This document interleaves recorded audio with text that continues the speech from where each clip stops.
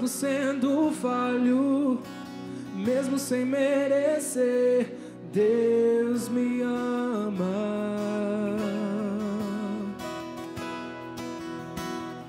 Se estou forte, se eu estou de pé, Deus me ama.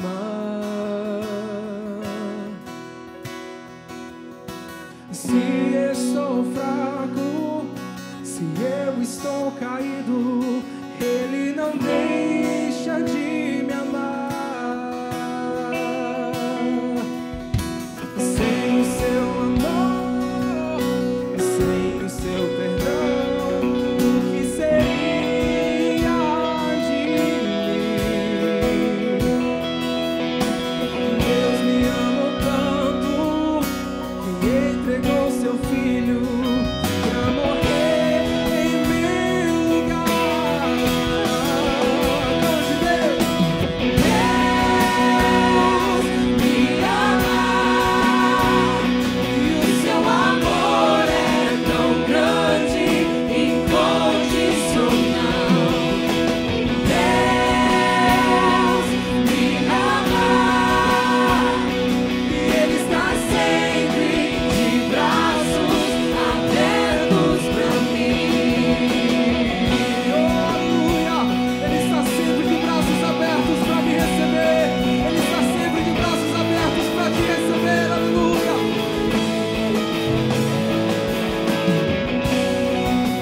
Aleluia, Senhor!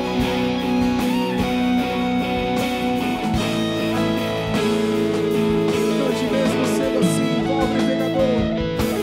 Mesmo sendo assim, pobre pecador, Deus me ama.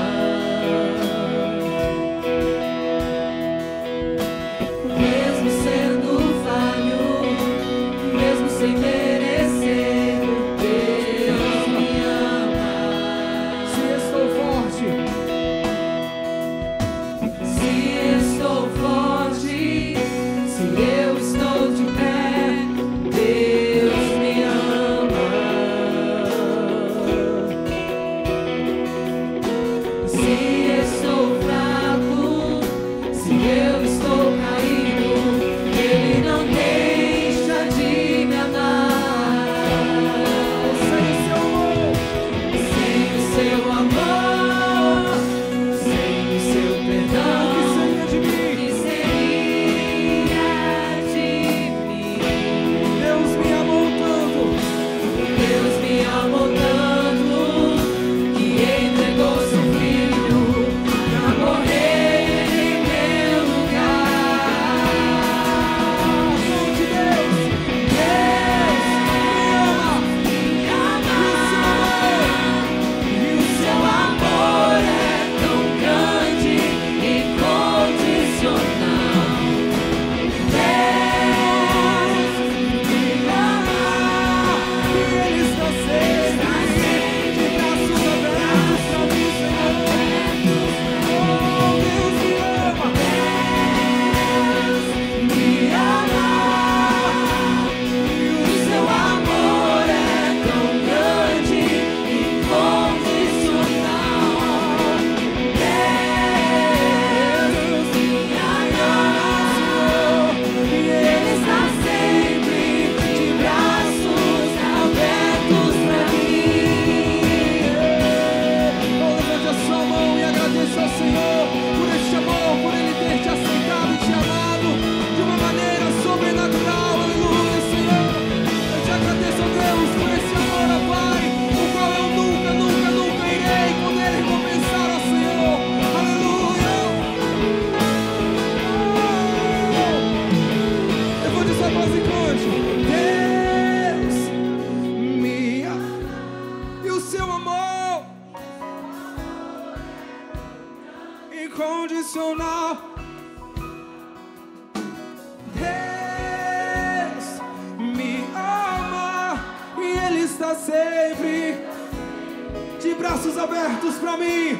Declare mais uma vez: Deus me ama. Deus me ama e o seu amor é tão grande,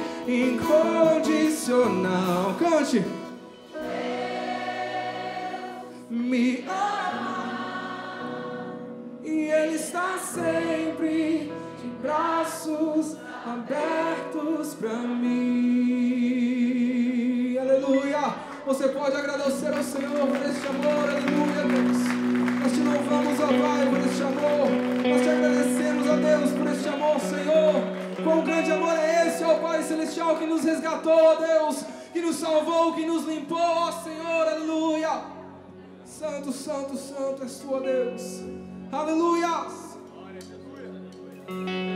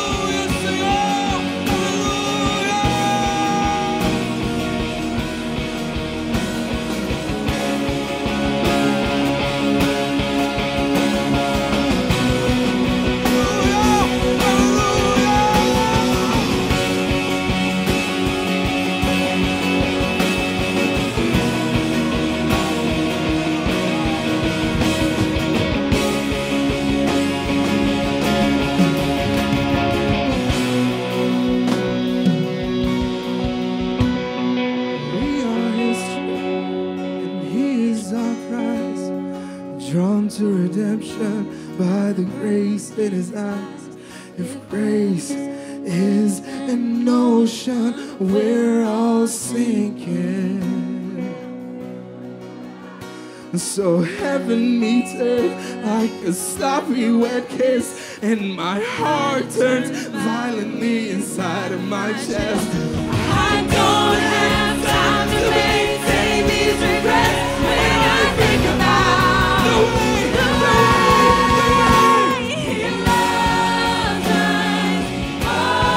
He loves us. He loves us. He loves us.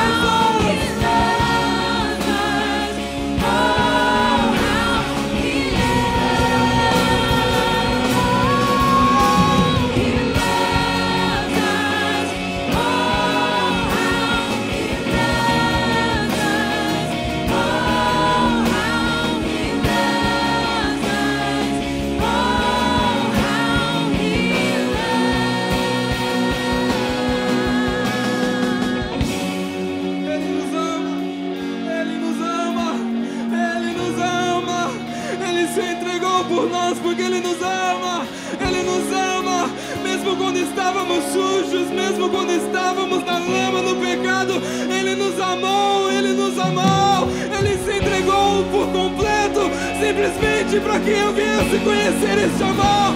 Ele se entregou por completo, somente para que você viesse conhecer este amor, que não tem fim, que não tem fim, que não tem fim.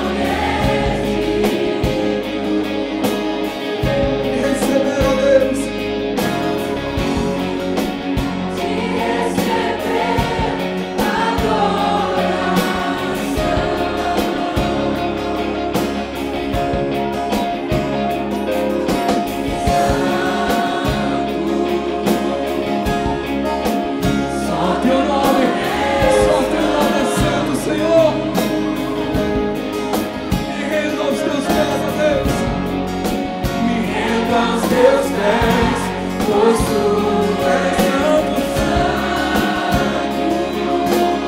Tua graça me basta, Deus. Tua graça me basta. E ela me alcança. Ela me alcança. Oh, tão sublime. Eu posso, Senhor. Chegar a ti, ó Deus. Isso é livre.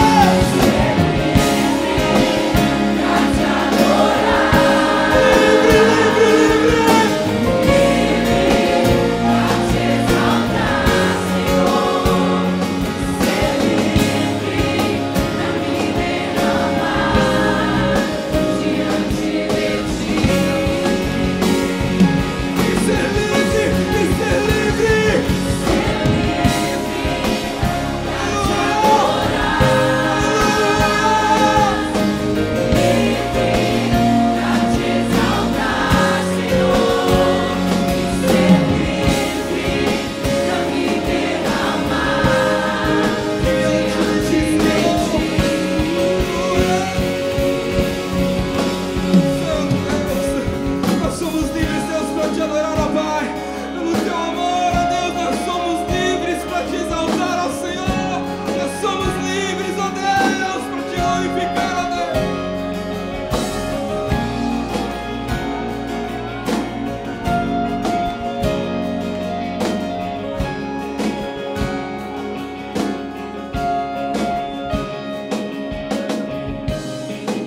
Tua graça me basta e ela me alcança.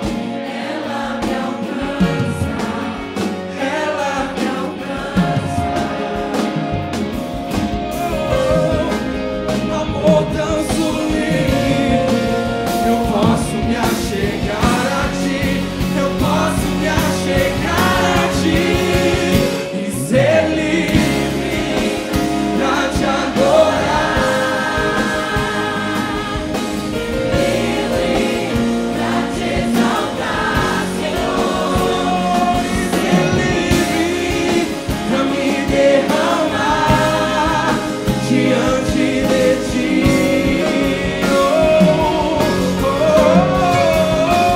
E ser livre pra te adorar, livre, livre, livre, livre pra te exaltar, eu sou livre, Senhor, pra me derramar diante de ti, ó Deus, diante de ti, Senhor. Eu sou livre, livre, livre, livre, livre, livre, livre. A liberdade reina neste lugar. Nós somos livres, Senhor. Nós somos livres, ó Deus.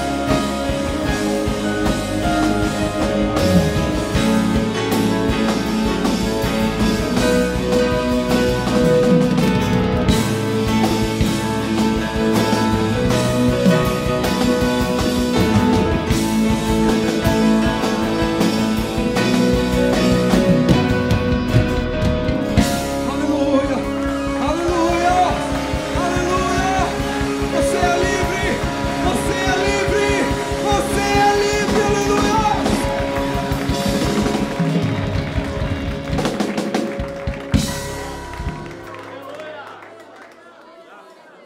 Glória a Deus. Você pode declarar isso mais uma vez? Você é livre. Em nome de Jesus. Ser livre Cante essa verdade. pra te adorar, Te adoramos, Jesus. livre pra Te adoramos, Senhor. Te exaltar,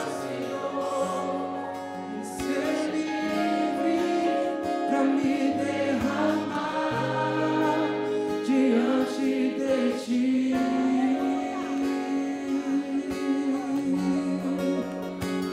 E ser livre pra te adorar. Glória a Deus. Você tem essa liberdade. Você já recebeu essa liberdade.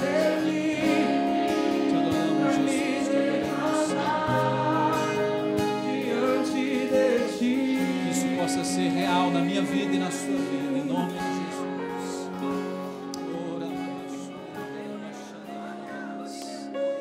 Te adoramos, Jesus, te adoramos, Senhor, pela libertação, pela liberdade. Obrigado, Jesus, obrigado, Senhor, obrigado a Deus, graças te damos, obrigado, Jesus. Bendito é o teu nome para sempre, ó Deus, bendito é o teu nome. Continua, Senhor, falando aos nossos corações, ó Pai, através da tua palavra ministrada aqui, com as crianças, abençoa os professores, usa poderosamente, Senhor, que eles possam entender que eles estão tocando vida, as vidas das nossas crianças. Em nome de Jesus, usa, Senhor, com poder, unção e graça, nós aqui também, ó Pai. Fala ao nosso coração, ó Deus, em nome de Jesus, trazendo cura, libertação, trazendo salvação, trazendo, ó Deus querido, mudança de vida, de atitude, em nome de Jesus. Te adoramos, ó Deus, te adoramos, Senhor, em nome de Jesus. Você pode aplaudir forte ao Senhor e abrir a boca e dizer glória a Deus. Abra a sua boca, glória a Deus, te adoramos, Jesus. Bendito é o teu nome, Senhor, para sempre. Pode se assentar, alegres em nome de Jesus, Deus abençoe. Glória a Deus. As crianças podem ir, por favor, para o ministério. Se você está aí visitando a primeira vez, nós temos agora a classe para as crianças nessa sala, 9 a 12 anos, e as demais idades nas classes lá atrás. Eu queria, já que você abrisse a sua Bíblia em 2 Reis 4, só mencionar a presença aí do Paulo, do Wilson, Deus abençoe vocês, não é isso? Cadê o Paulo? Não, o Wilson está lá atrás. Paulão, cadê ele? O irmão do Paulo está aqui, Deus abençoe, em nome de Jesus. É uma alegria tê-los aí. Reis, segundo livro de Reis, capítulo 4. Há algum tempo atrás eu já ministrei nesta passagem, neste texto. Talvez algumas coisas que eu vou dizer aqui sejam repetidas, mas obviamente é uma mensagem nova para o nosso coração. E com certeza é a palavra de Deus e vai nos edificar nesta noite. Capítulo 4, a partir do versículo 1. É uma história bem conhecida da Bíblia, mas talvez alguém não tenha familiaridade, então eu vou ler essa parte toda, também para relembrar aqueles que conhecem a história. Segundo livro de Reis, capítulo 4, a partir do versículo 1, diz assim, olha, certo dia, a mulher de um dos discípulos dos profetas, em algumas versões diz filhos dos profetas, mas a palavra, na realidade, eram seguidores e aprendizes de profetas. Literalmente, estavam numa escola de profetas, aprendendo a ser profeta, vamos dizer assim. Discípulos dos profetas foi falar com Eliseu. E ela disse, teu servo, meu marido, morreu e tu sabes que ele temia o Senhor, mas agora veio um credor que está querendo levar meus 2 filhos como escravos. Eliseu perguntou-lhe, como posso ajudá-la? E diga-me o que você tem em casa. Ela respondeu, tua serva não tem nada, além de uma vasilha de azeite. Então disse Eliseu, vá pedir emprestadas vasilhas a todos os vizinhos, mas peça muitas. Depois entre em casa com seus filhos e feche a porta, derrame daquele azeite em cada vasilha e vá separando o que você for enchendo. Depois disso, ela foi embora, fechou-se em casa com seus filhos, começou a encher as vasilhas que eles lhe traziam. Quando todas as vasilhas estavam cheias, ela disse a um dos filhos, traga-me mais uma. Mas ele respondeu, já acabaram. Então o azeite parou de correr.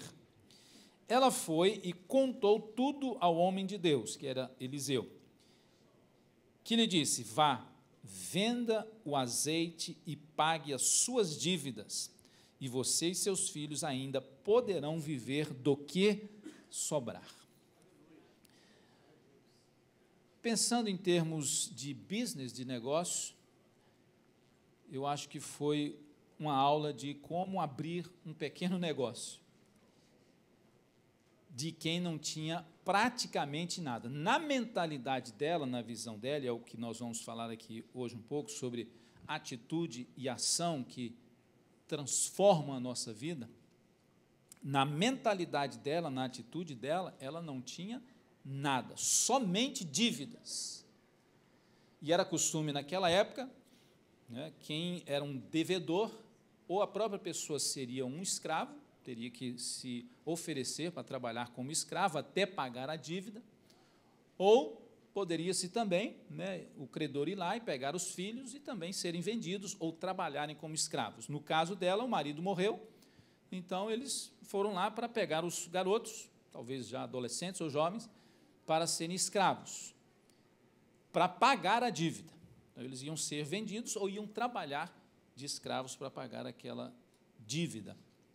E aí, o que a gente precisa entender, e o que Deus tem a nos falar aqui nesta passagem, nesta noite, é a questão da nossa atitude e da nossa ação, que resulta, é claro, com a ação de Deus, sem dúvida nenhuma, uma transformação de vida ou na nossa vida, em alguma área ou em alguma questão. E, evidentemente, que a área mais importante e primeira de que precisamos de transformação é a nossa área espiritual. Sim ou não? A área espiritual é o começo de tudo na nossa vida. E a área espiritual, a transformação dela começa no nosso interior. O hino que nós cantamos aqui, que somos livres, né, para adorar, livres para cantar e livres para outras coisas.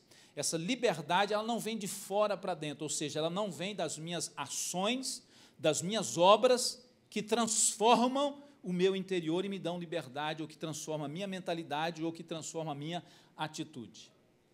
Essa transformação, ela começa de dentro, você sabe disso. Transformação começa na minha mente, na minha mentalidade, no meu espírito, que todos nós, criados por Deus, sem salvação, o espírito está ali, mas está morto. Mas a partir do momento em que somos salvos em Cristo Jesus, a Bíblia diz em Efésios 2:1 que somos vivificados em Cristo. Estávamos mortos em nossos pecados e delitos, mas agora estamos vivos em Cristo. Nosso espírito vive, nasce, no sentido de estar ali e agora está vivo, reviveu, o novo nascimento. É por isso que Jesus diz que é o novo nascimento. E aí nós começamos a viver agora uma nova vida. Daí a necessidade de aprendermos uma nova atitude e aprendermos novas ações na nossa vida. É como uma criança que acabou de nascer, vai aprender a comer, vai aprender daqui a pouco a engatinhar, daqui a pouco a andar, daqui a pouco a falar, daqui a pouco a fazer outras coisas, daqui a pouco a tomar uma decisão, se quer o copo branco ou o copo vermelho, se quer brincar com a bola ou se quer brincar com o carrinho, a menina se quer brincar com a boneca ou se quer brincar com a casinha. E aí vamos desenvolvendo o quê? Atitudes e ações. Na vida espiritual é a mesma coisa, começa com Jesus, a salvação em Cristo Jesus é o ponto inicial da nossa mudança, da nossa transformação, e começa lá dentro.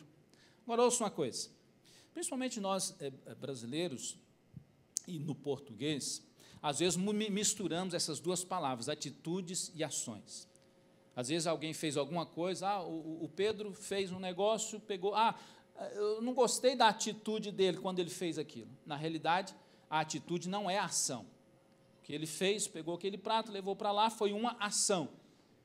Agora, o que motivou ele a fazer aquilo que é a atitude? Então, a gente precisa ter essa diferenciação. Em inglês, há uma diferenciação muito forte nisso. A sua atitude é o seu pensamento, o seu estado de espírito, a sua mentalidade, o que te motiva a fazer, o que te encoraja a fazer aquilo, o que está por trás da sua ação. E aí todo mundo sabe disso, é igual a doença. Você tem os sintomas e você tem a causa. E não adianta só tratar dos sintomas que precisam ser tratados, mas precisa tratar da causa, para que os sintomas o quê? Mudem, desapareçam. Então você trata, por exemplo, gripe, não tem cura para a causa da gripe, para o vírus da gripe. Mas tem o quê? Remédios paliativos para amenizar o que? Os sintomas. Então, aí não existe uma cura para a causa. No caso que nós estamos falando aqui, a atitude e a ação A nossa ação só vai mudar de verdade, ser transformada as nossas ações, se houver uma mudança nas nossas atitudes.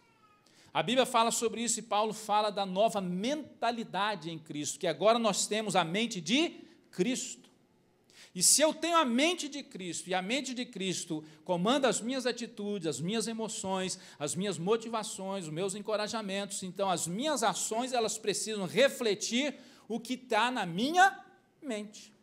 Então, é uma contradição quando alguém diz que é cristão, é filho de Deus, é salvo em Jesus, cometer coisas ou fazer coisas que vão contrário à atitude de Cristo ou à mentalidade de Cristo. Até conversando um dia desses com alguém aqui na igreja, né, essa questão, né, acho que até foi mencionado aqui um dia na escola dominical. O crente peca ou não? O que você acha, sim ou não? Sim. Peca.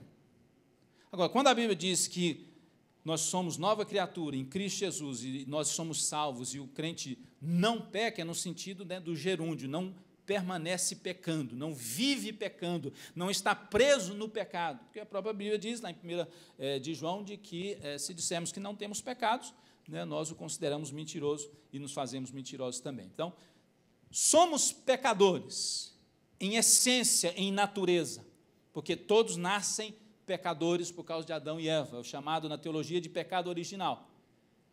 Mas, quando entregamos a nossa vida para Cristo Jesus, Jesus nos salva, e se você hoje ainda não entregou a sua vida para Jesus, não fez um compromisso com Jesus, você pode fazer isso hoje, você não precisa pagar promessa, penitência, não, eu tenho que, né, ficar indo uns 7 ou 8 dias ou 10 meses me preparando para entregar minha vida para Jesus. Esse é o maior engano que o diabo põe na mente das pessoas e que a nossa natureza pecaminosa faz nós pensarmos. Quantas vezes a gente fala, você não quer entregar a sua vida para Jesus hoje? A pessoa, não estou preparado ainda, não, tem que arrumar umas coisas ainda, tem que acertar, não, tem que deixar isso primeiro, tem que deixar isso. É o maior engano e a maior mentira do diabo na sua vida. Por quê? Porque para entregar a sua vida para Jesus, tem que estar do jeito que está. Jesus mesmo falou, Mateus 11, vinde como está, do jeito que você está, oprimido, cansado, magoado, bagunçado, estragado, vem do jeito que está. Por quê? Eu tenho que arrumar umas coisas, tenho que consertar umas coisas, tenho que fazer isso. Então, aí não vai deixar nada para Jesus fazer. O que, na realidade, os consertos que a gente vai fazer são supérfluos e são externos. Não vai causar nenhum impacto no interior. Agora, o conserto que Jesus vai fazer, e do jeito que você estiver, ir para Jesus, começa no interior e começa uma mudança interna, melhor dizendo, perdoe, uma mudança interna que vai refletir nas nossas práticas, no nosso comportamento. Você entende isso? Diga amém. Que a nossa atitude possa ser comandada e dirigida por Jesus. Esse final de semana, eu estava fazendo um curso, e eu vou mencionar isso para aplicar nessa questão da nossa atitude mudar em relação às coisas, em relação a Deus. Muitos aqui sabem, alguns talvez não, que são mais novos, mas eu exerço um trabalho voluntário na cidade de Malden, como técnico de futebol, soccer coach, para crianças e, especificamente agora, para adolescentes, 13, 14 anos. Tem 2 adolescentes aqui que têm o privilégio de ser meus jogadores. Um deles é o Giovanni, que é o melhor do time, e o segundo melhor é o Mateus, que é filho do pastor Marcos, aqui da pastora Luciene. É uma prestação de serviço voluntário. Agora, também é um negócio que eu gosto. E gosto de fazer, e me dedico para fazer. Agora, ouça, qual é a minha motivação para fazer isso? Claro que é para impactar vidas, que é para ajudar pessoas, que é para prestar um serviço voluntário. Agora, a gente precisa entender que a mentalidade, a nossa atitude muda em relação às coisas quando você começa a aprender mais sobre aquilo. Quanto mais você sabe de Jesus, quanto mais você aprende de Deus, de Jesus, mais aquilo vai causar um impacto prático na sua vida. Conhecereis a verdade vos libertará. E eu já mencionei aqui que essa palavra conhecereis a verdade não é só saber acerca da verdade. É um conhecer no sentido de vivenciar na prática aquele conhecimento e aí sim produz uma liberdade. Uma coisa é você jogar futebol. Quantos aqui já jogaram futebol? Levanta a mão. Tem gente que não levantou, está mentindo. Nós, brasileiros, né, quando nascemos, a menina ganha uma boneca, mesmo que sejam aquelas bonequinhas peladas, feias todas. Outras não, já ganha bonitinhas, né? E o garoto ganha o quê? Uma bola ou um carrinho. Mas a bola sempre vem primeiro. Não, a gente cresce jogando bola. Isso é uma coisa. Depois tem aqueles que começam a jogar já com um técnico. Quem aqui já jogou futebol e teve um técnico, seja criança, adolescente ou adulto? Levanta a mão. Jogou com técnico. Já diminuiu. É um presepeiro mesmo, né? Gente boa. Não vou nem mencionar seu nome, não. Mas ele ficou em pé, quase ficou em pé. Né? Então, já diminuiu a quantidade de gente, só que, assim, eu estou falando isso com todo respeito, mas é a realidade. Quem só jogou futebol conhece num nível. Quem já jogou com um técnico, você jogou, né, pastor? Isso.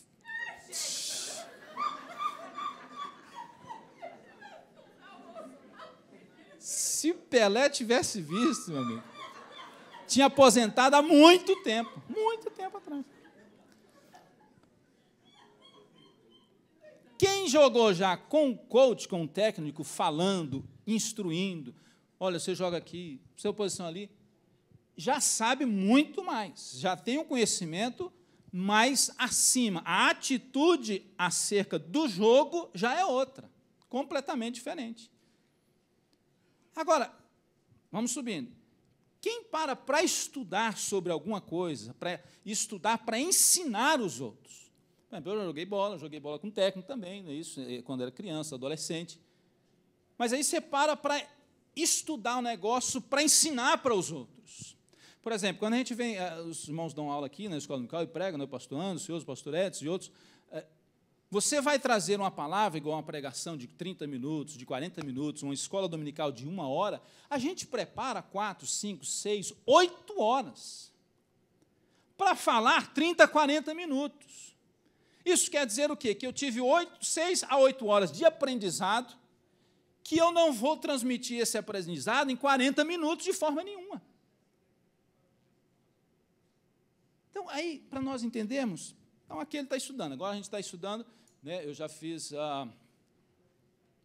4 licenças, essa é a 4ª que não termina esse curso agora, são 6 meses, até abril, e é a licença, nacional para ser técnico de até 13, 14 anos de idade. E aí já muda muito mais. Eu estive lá ontem, das 8 às 6 da tarde, aula teórica e prática, vai para o campo mesmo, nesse frio.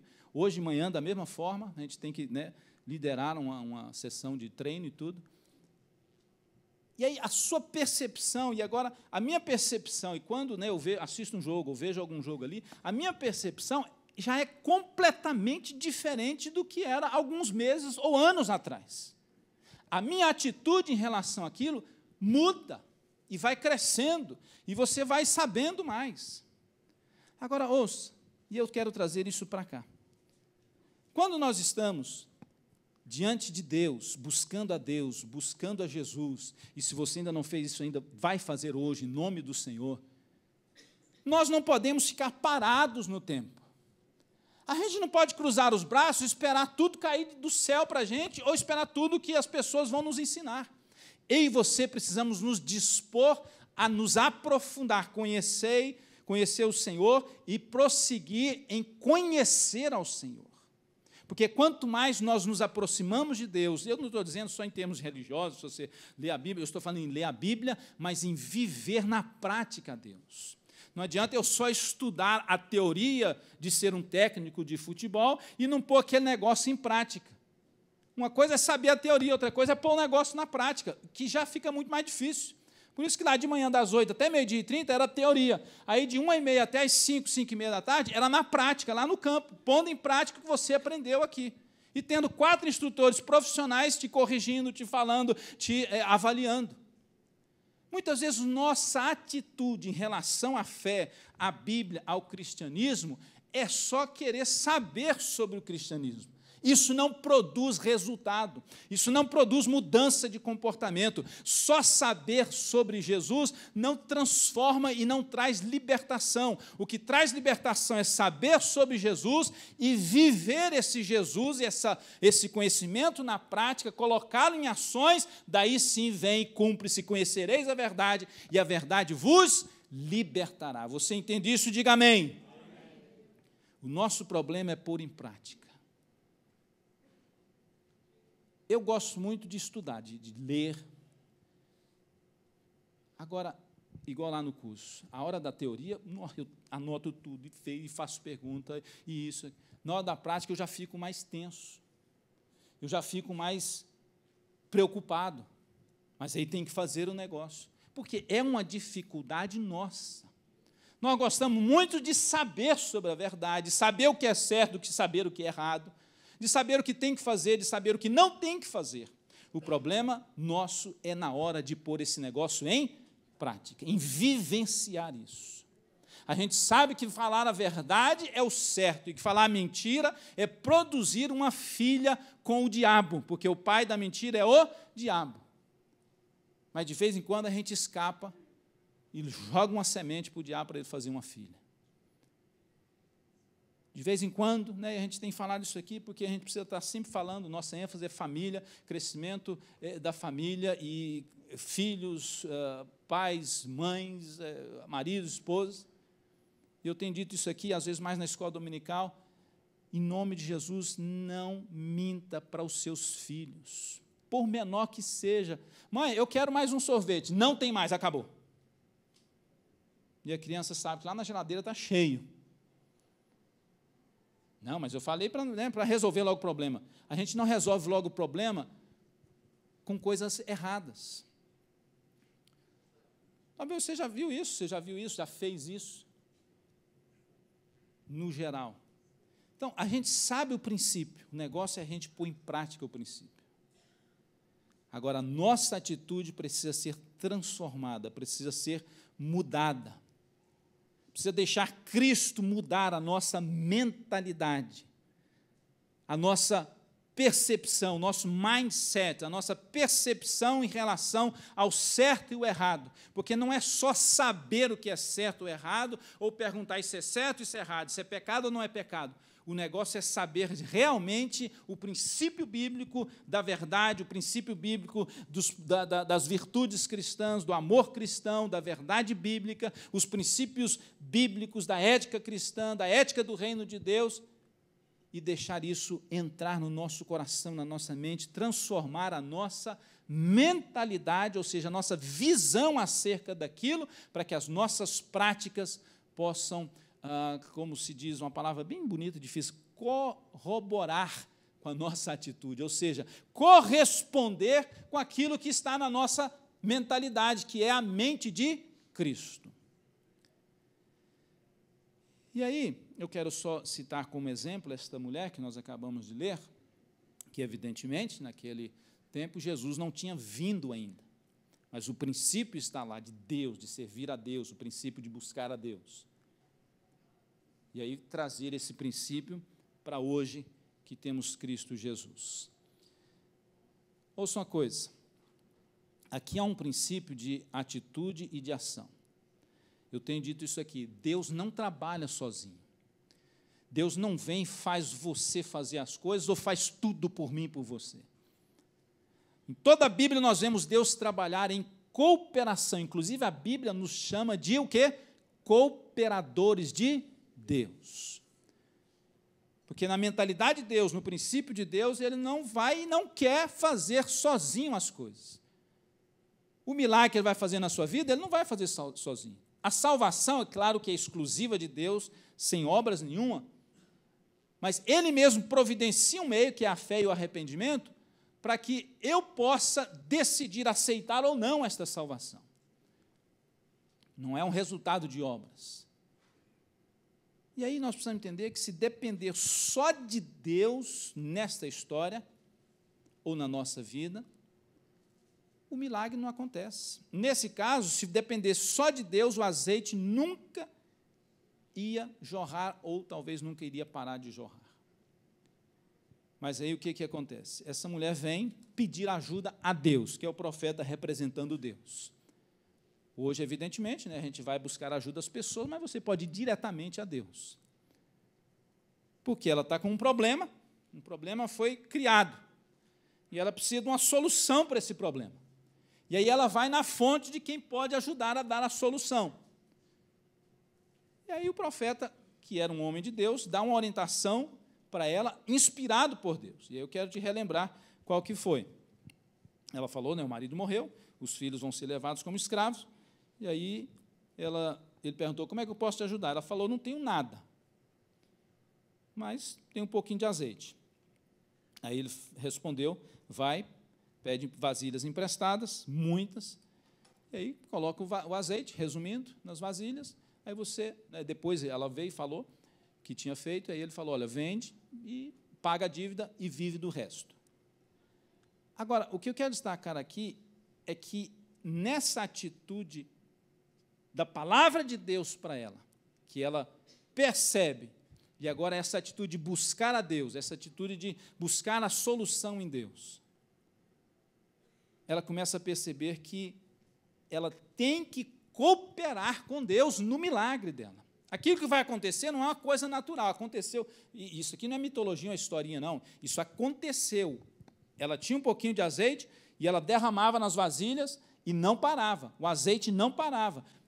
Enquanto tinha vasilhas, o azeite não parava.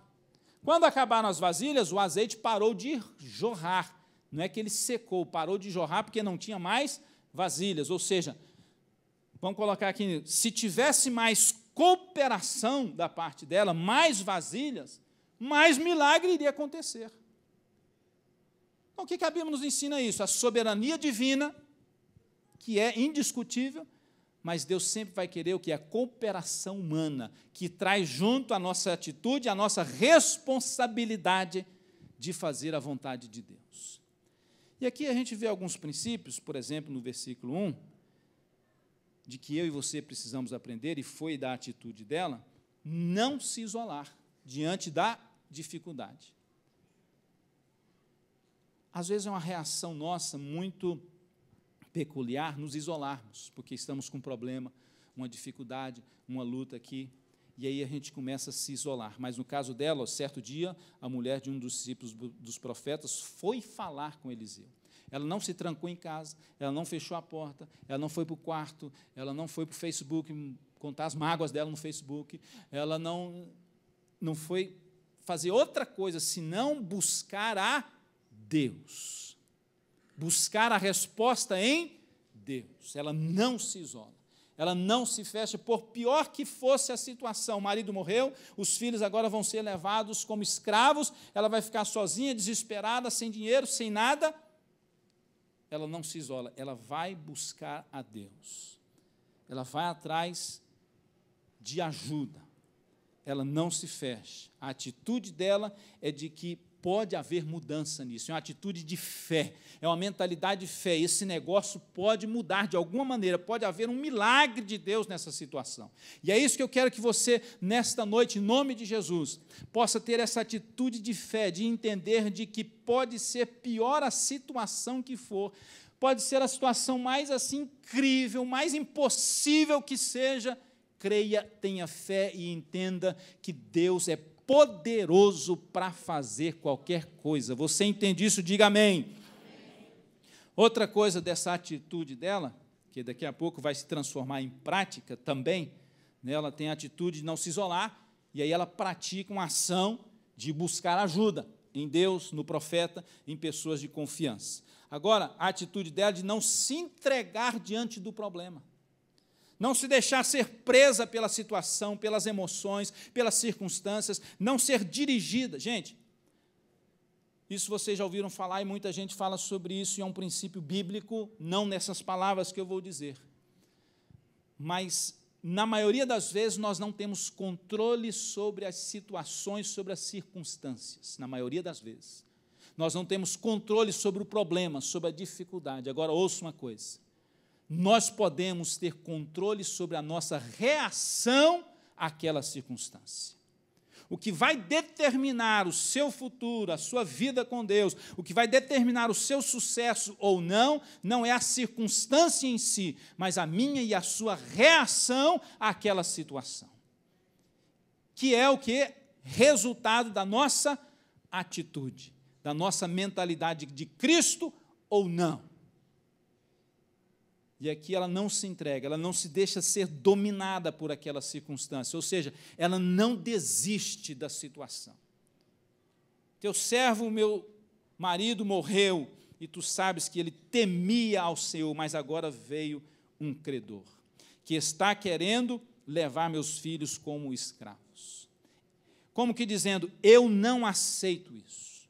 Eu não tive controle sobre a morte do meu marido.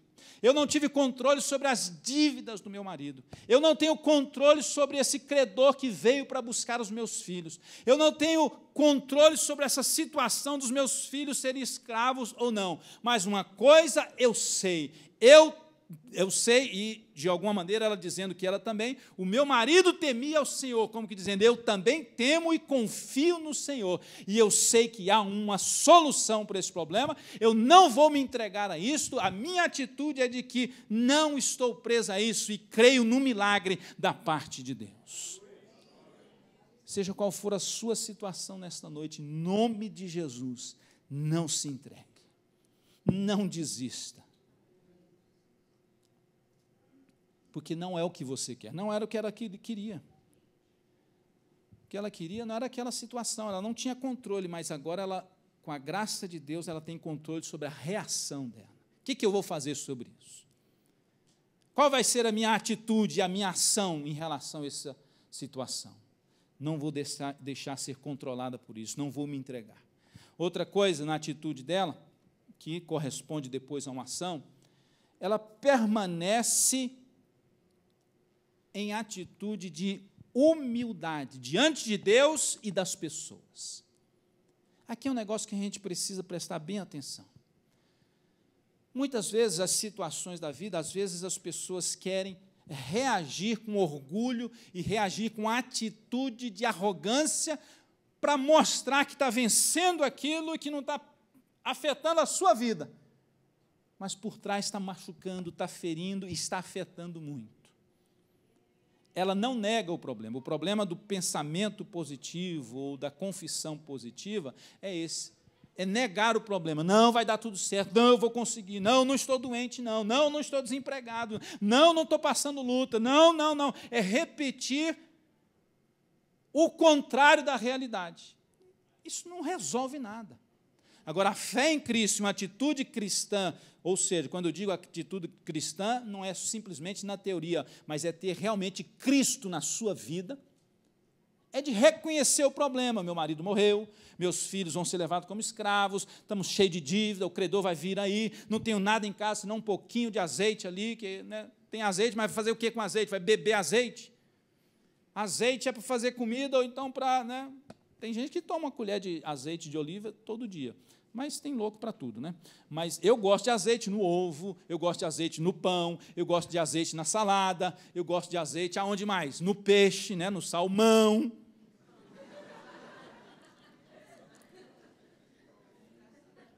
Agora, azeite puro, imagina lá em casa, menino, só tem azeite lá em casa, uma vasilhinha de azeite. Vai fazer o quê? Vai comer azeite, tomar azeite? Compra um salmão e faz. No caso dela, não tinha nada, a não ser um pouquinho de azeite. Ela quis dizer o quê? O que eu vou fazer com azeite?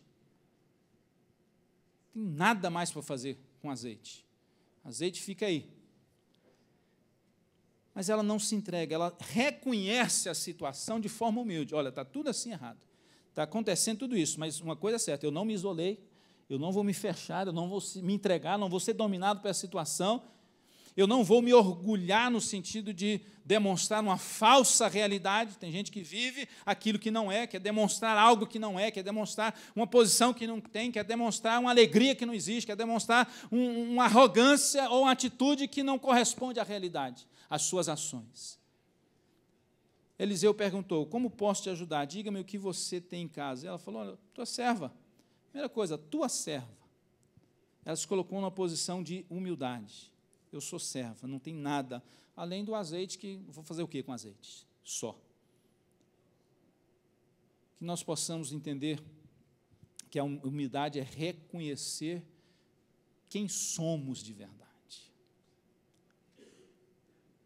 Que somos servos, mas também somos filhos de Deus.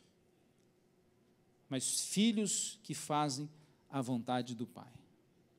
A Bíblia diz em Filipenses 2:3, nada façais por contenda ou por ambição egoísta, ou por vanglória, ou seja, por vaidade, mas por humildade. Diz aqui, nada façais, ou seja, não faça nada que não seja motivado por humildade. Cada um considere os outros superiores a si mesmo. Você pode ter tudo de bom, você pode ter todo o conhecimento, você pode ter cursos, você pode ter doutorado, e é bom que tenha mesmo, e a gente incentiva o estudo. Você pode ser o cara mais joia do mundo, você pode ser o melhor técnico de futebol do mundo, você pode ser o ensinador, o pastor, o pregador, o médico, o pintor, o engenheiro, seja qual for a sua profissão, o melhor do mundo. Mas a Bíblia está dizendo que eu preciso considerar, talvez aqui, o meu empregado superior a mim. Agora, a gente até ouve isso, acha meio esquisito, a gente até entende isso, mas o negócio é a gente pôr isso em prática. É essa atitude se transformar em ação. Esse é um princípio que é de entender que nós somos filhos de Deus, servos de Deus, mas diz que precisamos considerar os outros superiores a nós mesmos. É a humildade. Eu já vou terminar. Outra atitude dela é de obediência, com fé. Olha o 3 e o 4. Então disse Eliseu, vai pedir emprestadas vasilhas, todas a todos os seus vizinhos. Mas peça muitas vasilhas. Depois entra em sua casa com seus filhos e fecha a porta. Derrame daquele azeite que você tem lá na sua vasilha e derrame em cada das vasilhas que você pegou. E vá separando os que você foi enchendo. Vai enchendo, separa, enche, separa. E vai pondo muitas vasilhas. E a Bíblia diz que ela foi e fez. Do jeito que o profeta fez, pegou o máximo que podia, foi enchendo. Ela fez o que Deus orientou, através do profeta. Ela obedeceu. E aqui vem uma lição. Por que a gente obedece às vezes? Às vezes tem pessoas que obedecem por egoísmo, por benefícios, por medo. Já viu? Tem gente que obedece por medo de ser castigado. Agora, em relação a Deus, a Jesus, a vida cristã, nossa obediência precisa ter uma atitude, uma mentalidade, uma motivação dirigida, o que diz em 1 Coríntios capítulo 14, 13, melhor dizendo, que se não for o amor, nada vale.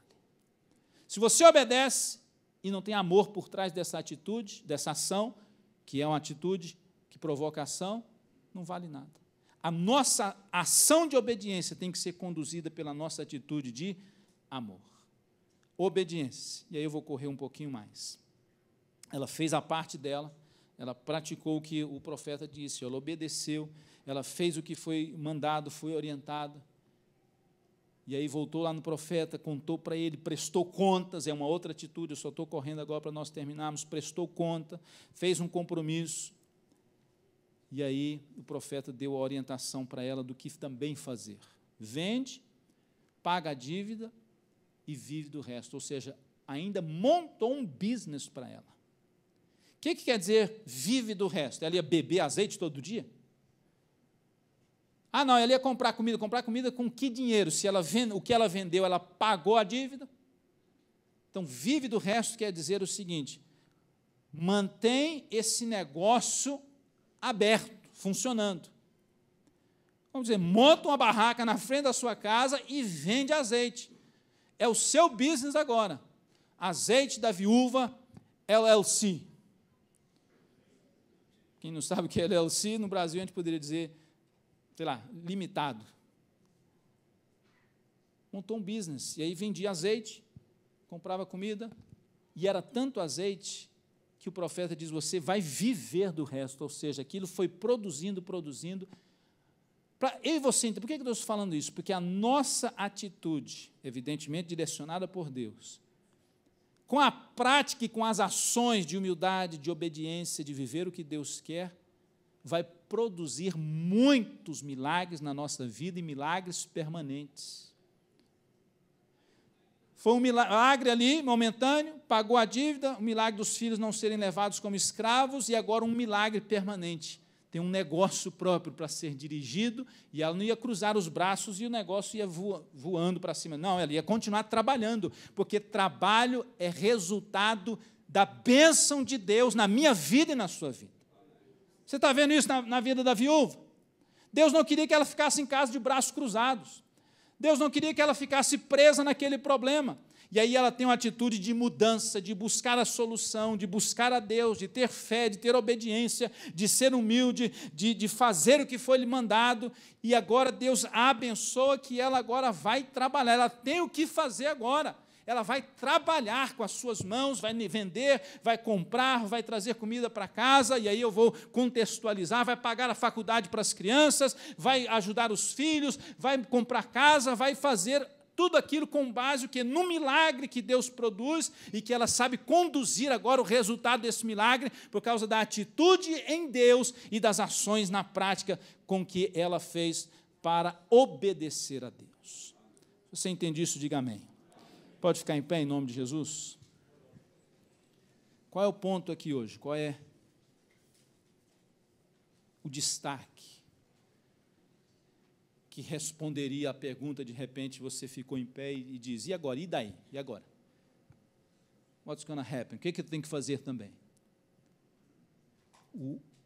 A resposta para isso é o que eu e você vamos fazer em relação à minha atitude e às minhas ações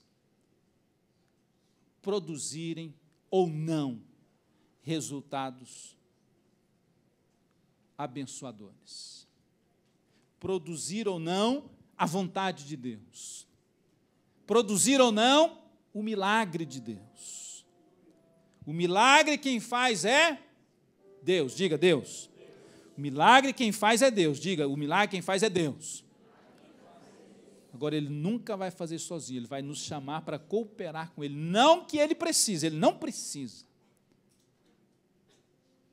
Deus não precisa de nós, Deus não precisa do meu dízimo, da minha oferta, Deus não precisa da minha cooperação. Quem precisa sou eu. Eu é que preciso.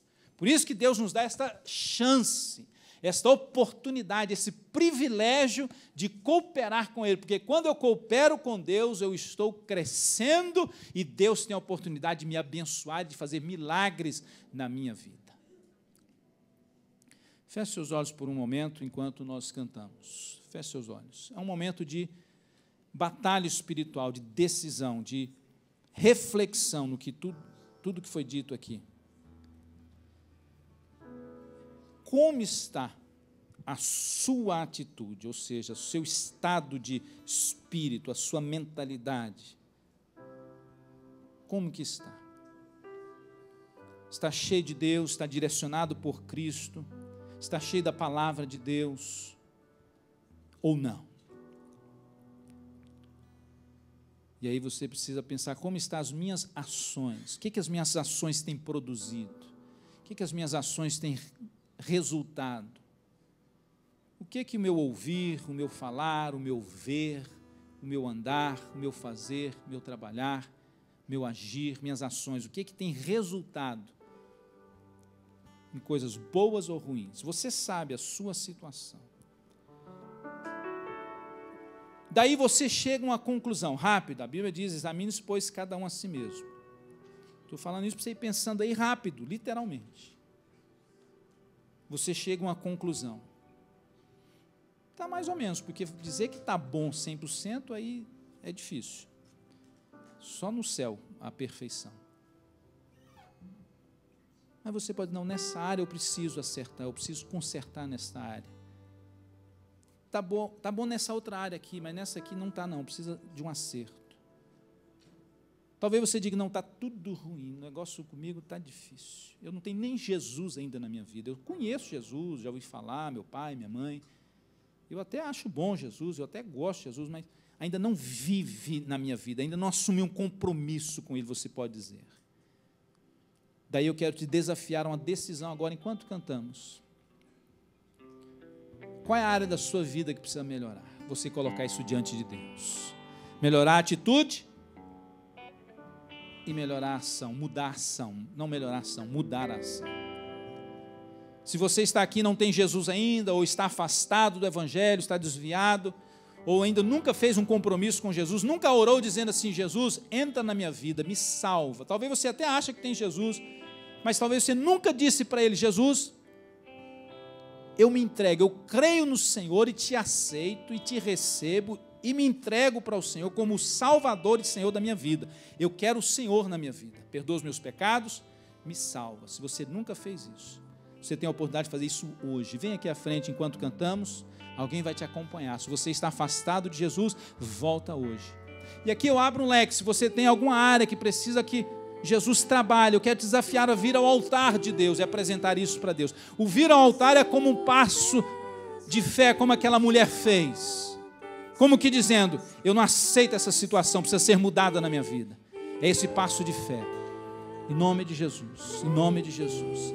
E aí eu quero ainda alargar. Se você tem alguma situação na sua vida, seja enfermidade na sua vida, na vida de alguém da sua família, seja qual for a situação de imigração, de documentação financeira, que você quer apresentar a Jesus, como aquela mulher apresentou. Ela tinha um problema financeiro, familiar, e ela levou para Jesus, para Deus, e Deus solucionou com a cooperação dela.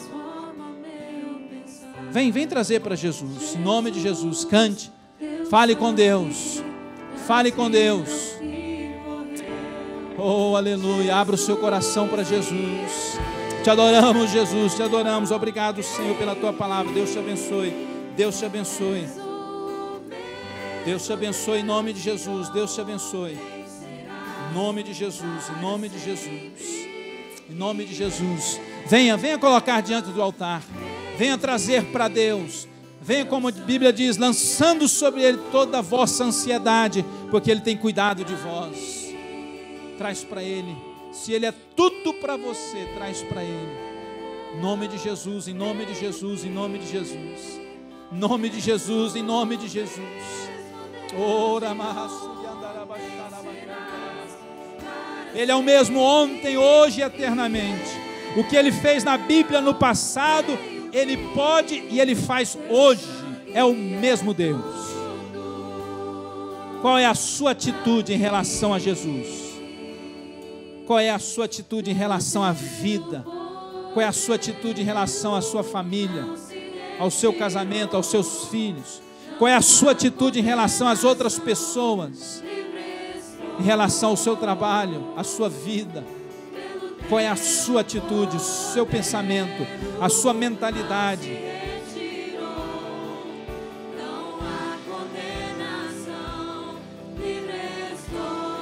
E como você tem agido em relação a isso? Como tem sido as suas ações? O que é que tem resultado as suas ações? Em nome de Jesus.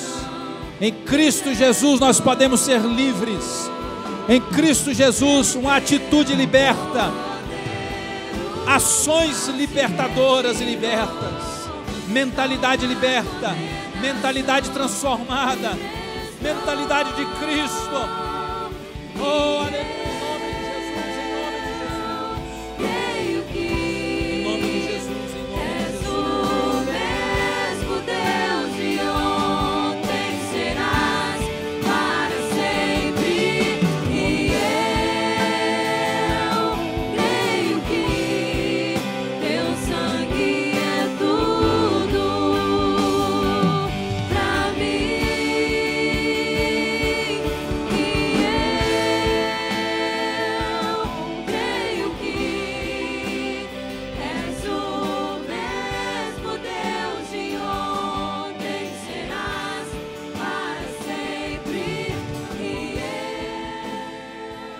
que está nos vendo pela internet.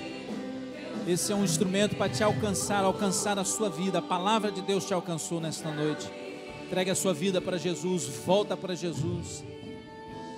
Venha para Jesus e venha para o corpo de Cristo, para a família de Deus, que é a igreja de Cristo. Deus te abençoe, Deus te guarde, e que possa haver na sua vida também, na minha vida, na nossa vida, mudança de atitude e de ações, em nome de Jesus. Vence as